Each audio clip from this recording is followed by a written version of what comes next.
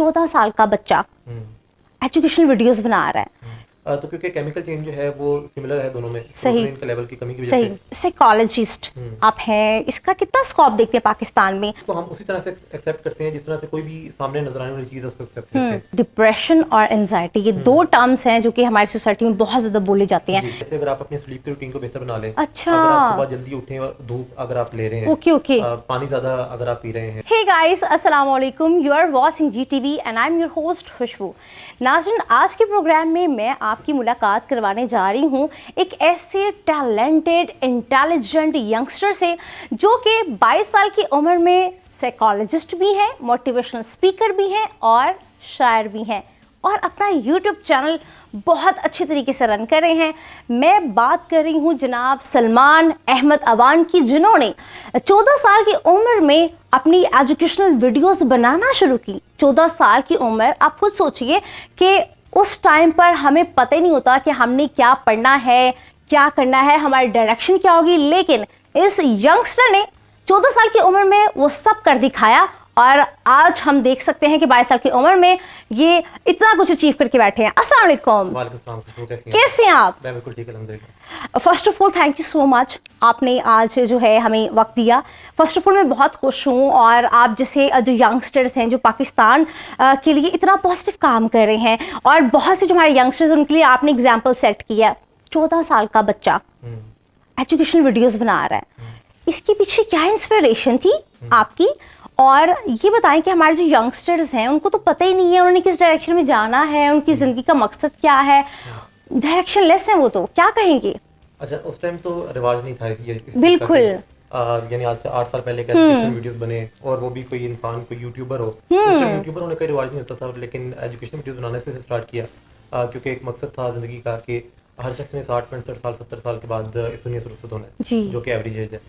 तो उसके बाद कुछ ऐसा किया जाए ज़िंदगी में कि आप फिजिकली अगर चले भी जाएं तो आपका जो नाम है वो यहाँ पे रह जाए। तो बेसिकली इस मकसद के तहत कि सोसाइटी में कुछ चेंज आए, कुछ लोग याद रखें, तो काम स्टार्ट किया। और बिल्कुल आपने ठीक कहा कि जो नौजवान हैं वो स्पेशली जो यंग एज होती है तो उसमें मुख्तलिफ तरह के उनके शौक होते हैं, खेलना या मुख्तलिफ तरह की चीज़ें देखना। लेकिन उसमें जो असल चीज़ जो मैं समझ पाया हूँ वो ये है कि आप जब अपने पैशन को पहचान जाते हैं, जैसे कि बड़ी इंटरेस्टिंग बात ये है कि मैंने जब इंटरमीडिएट में मैं गया तो वहाँ पे मुख्तलिफ ऑप्शंस थी कि प्री मेडिकल कर लें, प्री इंजीनियरिंग कर लें, लेकिन मैंने चूज़ किया कि मैं FA करूँ साइकोलॉजी के साथ, जो कि बताते हुए लोगों को शायद ये लगता है कि जी FA कर रहे हैं तो सिंपल, लेकिन क्योंकि मुझे शौक साइकोलॉजी का था तो मैंने साइकोलॉजी को परस्यू किया। तो मेरे ख्याल से जब आप अपने पैशन को पहचान जाते हैं तो उसके बाद बड़े रास्ते आपके सामने खुल जाते हैं। अच्छा सलमान, मैं ये जानना चाहूँगी कि इतनी छोटी सी उम्र में इतना ज़्यादा विजडम कहाँ से आया कि आप 60-70 एज तक का सोचना शुरू हो गए और ये जो मेच्योरिटी थी छोटी सी एज में? हमेशा मैंने क्या बचपन से बड़े ख्वाब देखे। बचपन से ही ये चीज़ थी कि सीखना शुरू कर दिया था मुख्तलिफ जो जहाँ से नॉलेज मिलता था। तो उसमें जो मेन चीज़ थी, मेन जो मकसद था वो भी यही था कि जो इंसान खुद सीख रहा है, अब एक 10 साल का बच्चा कुछ भी जो सीख रहा है वो अगर दूसरों को सिखा दे, यानी अगर कोई 5 साल के बच्चे को ABCD आती है और वो वीडियो बना दे कि जी A फॉर एप्पल तो B फॉर बॉल, तो उससे कोई भी दूसरा 5 साल का बच्चा जो है वो अगर उससे सीख रहा है तो वो अपना मकसद पूरा कर रहा है। ग्रेट। तो मेरा ये था कि 14 साल या 15 साल या जिस तरह से भी आप लर्निंग करते जाते हैं तो अगर लर्निंग को शेयर करें तो उससे बड़ा कुछ बेहतर हो सकता है। और मैं कहती हूँ कि लाइक 22 साल में आप अभी यहाँ हैं और आने वाले टाइम में तो माशाल्लाह माशाल्लाह मैं देख सकती हूँ कि आप पाकिस्तान को कितना रोशन मुस्तकबिल देने वाले हैं। और अगर आप जैसी यूथ हमारी और जो है पाकिस्तान में पैदा हो जाए तो पाकिस्तान में इनकलाब आ जाए। आप एजुकेशनल वीडियो से आगे बढ़े, अब आप साइकोलॉजिस्ट हैं और नफ्सियात पे काम कर रहे हैं। तो मुझे ये बताएं कि साइकोलॉजिस्ट आप हैं, इसका कितना स्कोप देखते हैं पाकिस्तान में? क्योंकि लोग जो हैं उस फील्ड में जाते हैं जहाँ पर उनकी अर्निंग भी हो, जॉब ज़्यादा हो, पाकिस्तान में स्कोप हो। अच्छा, साइकोलॉजी जो है ये एक बड़ी ग्रोइंग फील्ड है। आपने देखा होगा कि रिसेंट ईयर्स में नफ्सियाती जो अमराज हैं उनके ऊपर ज़्यादा बात हो रही है। सही है। और रिसर्च ही शो करती है कि आने वाले कुछ सालों में जो डिप्रेशन है उससे अमवात जो है वो दुनिया की सबसे बड़ी वजह बन जाएंगी Oh my God। डेथ की। तो ये क्योंकि इसके ऊपर बात ज़्यादा स्टार्ट होने लग गई है, ये क्योंकि मसला बढ़ रहा है, स्पेशली फिर कोविड के बाद भी। जैसे कि कोविड जब आया तो उसमें भी डिप्रेशन में लोग गए। बिल्कुल तो ऐसे ही। जब जैसे ही कोई चीज़ बढ़ती है तो फिर उसके ट्रीटमेंट की तरफ लोगों का रुझान जो है वो बढ़ता है। तो मेरे ख्याल से बड़ा ज़्यादा स्कोप है और आहिस्ता आहिस्ता बढ़ रहा है। जिस अच्छा तरह से सलमान, मैं मेंटल यहाँ पर आपसे ये डिस्कस करना चाहूँगी कि अनफॉर्चुनेटली चाहे जो भी हमने तरक्की कर ली पाकिस्तान में, लेकिन अभी भी मेंटल हेल्थ को वो इम्पोर्टेंस नहीं दी जाती है। अगर किसी को कोई वहम की बीमारी है या डर की बीमारी है, और पहले तो अव्वल तो वो अपने फैमिली मेम्बर से शेयर नहीं करेगा, ठीक है, इस खौफ से कि मुझे कहीं पागल या साइको ना कह दे। और अगर वो कर भी देगा तो आपके अपने ही घर वाले, आपके अपने रिलेटिव फ्रेंड्स जो हैं वो आपको मेंटल समझना शुरू हो जाएंगे। तो ये जो इतना सिक एटीट्यूड है सोसाइटी का, इवन घर वालों का भी, तो ये कब बदलेगा? क्योंकि जब आप इनिशियल से ही अपनी मेंटल हेल्थ को ठीक तरीके से नहीं पकड़ेंगे तो वो तो जाहिर सी बात है डिप्रेशन में और फिर सुसाइड में ये जाएगा। अच्छा, जो भी मेंटल हेल्थ के इश्यूज हैं वो बिल्कुल उसी तरह से इश्यूज हैं जिस तरह से हमारी जो दूसरी बीमारियां होती हैं, बिल्कुल। क्योंकि उसमें भी केमिकल चेंज है। अब किसी को अगर डायबिटीज है या किसी को हार्ट का मसला है, किसी को ब्लड प्रेशर एग्जैक्टली, बड़ी खूबसूरत एग्जांपल दी आपने। तो वो मैयर किया जा सकता है। एग्जैक्टली, हम उनकी जो है टेस्ट भी करवाते हैं। बिल्कुल, उनके टेस्ट करा सकते हैं, हाँ। वो पता लग जाता है, वो डॉक्टर बिल्कुल, को क्या दिखाते हैं कि बिल्कुल, ये लेवल बिल्कुल। आया है, उसको आप सर्च कर लेते हैं कि जी इस लेवल के ऊपर क्या करना चाहिए, इस लेवल के ऊपर। तो मेंटल हेल्थ इश्यूज में ये तो चीज़ है कि उसको उस अंदाज से मुहैया नहीं किया जाता जिस अंदाज से बाकी मसाइल को मुहैया किया जाता है, Exactly. क्योंकि इसका क्राइटेरिया मौजूद है। जैसे आपने कहा था कि लाइक खुशी का अगर कोई हम देखें तो कोई मेजरमेंट है ही नहीं, हाँ, मोहब्बत ठीक का है, मेजरमेंट नहीं है, सैडनेस का कोई मेजरमेंट नहीं है, मायूसी की कोई मेजरमेंट नहीं है, हमें पता ही नहीं है। खौफ है किसी को गुस्सा आ रहा है, तो इस कोई भी चीज़ जो है वो हम मुहैया नहीं करते, लेकिन हमें इसके ऊपर यकीन है। Exactly. हम सबको पता है कि जी गुस्सा भी होता है, मोहब्बत भी होती है, किसी से डर भी लग सकता है किसी चीज़ से, तो इसको हम उसी तरह से एक्सेप्ट करते हैं जिस तरह से कोई भी सामने नजर आने वाली चीज़ है उसको एक्सेप्ट करते हैं। लेकिन जहाँ पे बात होती है कि कोई शख्स उदास कितना रह सकता है, या डिप्रेशन या एंजाइटी या मुख्तलिफ तरह मैं की वहीं पे आ रही थी। असल बात मुझे ये बताएं कि डिप्रेशन और एनजाइटी ये दो टर्म्स हैं जो कि हमारी सोसाइटी में बहुत ज़्यादा बोले जाते हैं। एक तो थोड़ा डिफ्रेंशिएट कर दें कि इसमें क्या है, और ज़रा ये बताएं कि किस तरह से हम इससे बचें, क्योंकि ये जड़ है। अच्छा, डिप्रेशन और एंजाइटी दोनों में काफी कॉमन चीजें भी हैं, ठीक और दोनों है। में डिफरेंट चीजें भी हैं। तो 50% केस में तो ये होता है कि जो दूसरी बीमारी होती है उसकी अलामात भी देखने को मिलती हैं। तो क्योंकि केमिकल चेंज जो है वो सिमिलर है दोनों में, सही। प्रोटीन के लेवल की कमी की वजह सही। से इस दोनों में होता है। तो अगर हम जनरली अंडरस्टैंड करने की कोशिश करें तो डिप्रेशन जो है वो उदासी, मायूसी, रोना, ये जो एक सैड फीलिंग है उसको डिप्रेशन और कहते ये हैं। पास्ट से रिलेटेड होता है। पास से रिलेटेड, ओके, प्रेजेंट ओके। से रिलेटेड, बिल्कुल, और बिल्कुल। एक उदासी का फेज, और जो फ्यूचर के रिलेटेड है वो एंजाइटी है, जिसमें आपकी बॉडी स्पीड अप हो जाती है कहीं कुछ गलत ना हो जाए। तो कुछ गलत हुआ, क्यों हुआ, नहीं होना चाहिए था, ये सारी सोचें जो है डिप्रेशन की सोचें हैं। Exactly. कुछ गलत ना हो जाए, हुआ तो क्या होगा, ये सारी सोचें जो है एंजाइटी की सोचें हैं। बिल्कुल। अच्छा, मुझे ये बताएं कि जैसे कि अब विंटर्स का स्टार्ट है, तो बड़ा रेलेवेंट क्वेश्चन मैं आपसे पूछने लगी हूँ, और अक्सर औक़ात मेरे साथ भी होता है, सबके साथ होता है।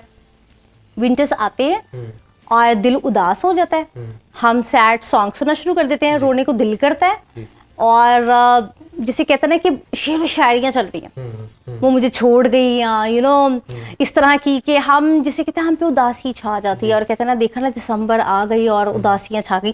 तो ये दिसंबर में क्या हम लोगों के साथ होता है, ये जरा थोड़ा सा बताइए माहिर नफ्सियात होने के नाते। अच्छा, आपने जो बिल्कुल पिछला क्वेश्चन किया उसमें आपने कहा था कि किस तरह से बचा जा सकता है, तो वो बिल्कुल इसके लिंक्ड है। जैसे कि जो सेरोटोनिन का लेवल है जिसकी कमी की वजह से मसाइल होते हैं ज़्यादातर, तो उसको बढ़ाने के कुछ नेचुरल तरीके हैं। अच्छा। कि जैसे अगर आप अपनी स्लीप की रूटीन को बेहतर बना लें, अच्छा। अगर आप सुबह जल्दी उठें और धूप अगर आप ले रहे हैं, ओके, ओके। पानी ज्यादा अगर आप पी रहे हैं, तो मुख्तलिफ इस तरह की चीजें हैं, वर्जिश कर रहे हैं, तो उनके जरिए आप बेहतर बना सकते हैं। अच्छा। अब विंटर में क्या होता है कि दिन छोटे हो जाते हैं और रातें लंबी होती हैं और ज्यादा जल्दी अंधेरा हो जाता है। एग्जैक्टली। तो अंधेरा, क्योंकि मेलाटोनिन जो है एक हार्मोन है हमारी बॉडी में, ओके। तो वो क्या करता है कि डार्कनेस में हमारी नींद के लिए उसका जो सबब बनता है वो मेलाटोनिन हार्मोन अच्छा, है। अच्छा। तो हमें विंटर में जल्दी नींद आ रही होती है, या विंटर में हमें थकन महसूस हो रही होती है। तो एक तो केमिकल चेंज हमारी बॉडी में इस तरह से हो रहा होता है, मौसम के लिहाज से, मौसम के लिहाज से, तो वो एक बिल्कुल नेचुरल एक फिनोमेना है। लेकिन बहुत सारे लोग हम देखते हैं कि जिनको पहले डिप्रेशन की एपिसोड्स होती हैं, तो उनको विंटर में फिर ज्यादा चांसेस बढ़ जाते हैं कि उनको डिप्रेशन हो। अच्छा, अब सबसे इम्पोर्टेंट क्वेश्चन मैं आपसे ये जानना चाहूंगी, हर नौजवान को देखिए उसका एक ही मसला है, ब्रेकअप हो गया जी। ठीक है, पहली बात तो ये कि रिश्ते निभाने आते नहीं है, और कोई एजुकेशन पाकिस्तान में है नहीं, और जब ब्रेकअप होते हैं तो फिर सैडनेस, डिप्रेशन, स्टडी नहीं हो रही, जॉब नहीं ढूंढ पा रहे, लाइफ में डायरेक्शनलेस हैं। इस पे क्या कहेंगे? अच्छा, इसके ऊपर एक काफी मशहूर सॉन्ग है दी ब्रेकअप सॉन्ग के नाम से। अच्छा। तो उसमें वो सॉन्ग में लड़की कहती है कि मेरे सही हैं जिससे आज मैंने ब्रेकअप कर लिया, हाँ जी, मैंने ये सब कर लिया। और उसके बाद वो कहती है, और जो बिल्कुल नफसियाती यानी एतबार से ये मुझे जो लगा वो एक सही गाना है कि पहले तो रोना धोना जमकर किया, फिर डिलीट उसका नंबर किया, फिर उसके बाद मैं ब्यूटी पार्लर गई अच्छा, और फिर सहेलियों से कैचअप किया। सेल्फ लव शुरू कर दिया। तो अब ये जो चीज है कि रोने का आना या स्ट्रेस की सिचुएशन में एक इंसान का उदास हो जाना, हाँ ये जी, नेचुरल फिनोमेना है। ओके ओके, लेकिन आप उससे निकल के फिर आप वहां पे एक चीज को खत्म करते हैं, यानी कि डिलीट कर देते हैं उसका नंबर, और उसके बाद फिर आप अपने आप को बेहतर बनाने की तरफ चले जाते हैं कि दोस्त बनाते हैं, और उसके बाद ब्यूटी पार्लर में जाके अपने आप को थोड़ा सा चेंज करते हैं। हाँ, तो हमने यानी जो डिप्रेशन में जब लोग जाते हैं किसी ब्रेकअप की वजह से, तो उसमें देखने को मिलता है कि वो उसी याद के साथ जुड़ जाते हैं, वो उसी को सोचना चाहते हैं, या फिर उसको नहीं सोचना चाहते लेकिन फिर भी सोच रहे होते हैं, क्योंकि अक्सर बीमारियों में इस तरह होता है कि आप किसी जब चीज को नहीं सोचना चाहते तो तब भी आप उसको खत्म करने के लिए उसको सोच ही रहे होते हैं। एग्जैक्टली। तो ये इस चीज से निकलने के लिए बड़ा बेहतरीन तरीका है कि आप अपने करियर के ऊपर ज्यादा फोकस करना शुरू कर दें। जैसे कि अगर मैं इस तरह कहूँ कि आपका जब हार्ट ब्रेक होता है तो वो जो दर्द है, वो जो एनर्जी है, आप उसको चैनलाइज करें और आप कोई चीज़ जो है वो सीखें। बड़ा खूबसूरत मैसेज। अच्छा, जाते जाते मैं एक बहुत ही क्रिटिकल यूथ में मसला उसकी निशानदेही करना चाहूँगी, डिस्कस करना चाहूँगी कि आजकल हम देख रहे हैं हर बंदा जो है वो ड्रग्स में मुब्तला है। आप बहुत सी यूनिवर्सिटीज़ देख लें, तालीमी इदारे, उसमें लड़के लड़कियां ड्रग्स कर रहे हैं, चर्स है, आइस है और पता नहीं क्या क्या। तो आप क्या समझते हैं कि जो ये क्यों हमारे नौजवान इस तरफ जा रहे हैं, और जब वो इस तरफ जाती हैं तो उनकी लाइफ में और उनके फ्यूचर में क्या इफेक्टनेस आती है? सबसे बड़ी जो रीजन है वो पीयर प्रेशर है कि जब आप देखते हैं कि कोई शख्स, आपका दोस्त जो है वो ड्रग्स का इस्तेमाल कर रहा है और वो आपको कहता है कि जी इससे तो बड़ी खुशी मिलती है, तो उसकी वजह से लोग जा सकते हैं कि कहीं मुझे सोसाइटी से अलग तक ना समझा जाए। कहीं अच्छा, ये ना हो हाँ, कि मैं जिन 5 लोगों के दोस्तों के ग्रुप में एग्जैक्टली, 4 लोग अगर कर रहे हैं और मैं नहीं कर रहा तो वो बिल्कुल। कहेंगे, भाई ये तो एक दिन आप छोड़ेंगे, 2 दिन छोड़ेंगे, फिर 8 दिन आपको आप कर ही लेंगे, वो आप कर लेंगे। फिर अक्सर ये होता है कि स्टूडेंट्स को, यानी कोई दोस्त ये कहता है कि जी ये अगर नशा ले लो ना तो दिमाग बड़ा एक्टिव हो जाता है, और जब एक्टिव हो जाता है तो पढ़ाई ज़्यादा अच्छे तरीके से होती है। तो क्योंकि जो एडिक्शन है उसका काम भी यही है कि आपका जो बॉडी है उसमें जैसे कि पानी की नीड है, जैसे खाने की नीड है, और वो खाना जब आप खाते हैं तो आपको प्लेजर मिलता है। एग्जैक्टली। तो इसी तरह आप प्लेजर को एसोसिएट कर देते हैं उस ड्रग के साथ।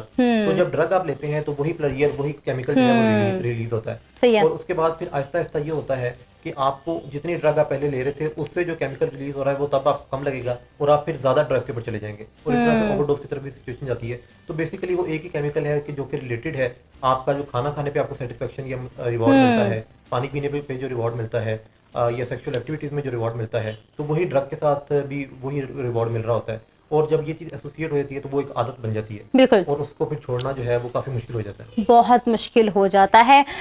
थैंक यू सो मच, बहुत अच्छा लगा आपसे, बहुत जिसे कहते हैं सीरियस इश्यूज भी मैंने डिस्कस किए और काफ़ी मोटिवेशन भी मिली, और जितने यंगस्टर्स हमें देख रहे हैं एग्जैक्टली उन्होंने आपसे सीखा होगा। जाते जाते मेंटल हेल्थ की इम्पोर्टेंस पर और जो लोग इग्नोर करते हैं, क्या कहना चाहेंगे?